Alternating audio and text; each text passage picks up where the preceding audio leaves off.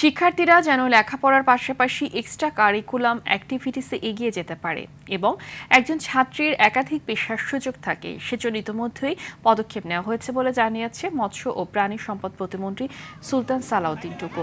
সকালে টাঙ্গাইলের কালিহাতীতে ইচ্ছাপুর শেরে বাংলা উচ্চ বিদ্যালয় মিড ডে মিলের উদ্বোধন ও অভিভাবক সমাবেশে প্রধান অতিথির বক্তব্যে এসব কথা বলেন। শিক্ষাকে সর্বোচ্চ অগ্রাধিকার দিয়ে প্রধানমন্ত্রী শিক্ষার মান উন্নয়নের জন্য কাজ করে যাচ্ছেন।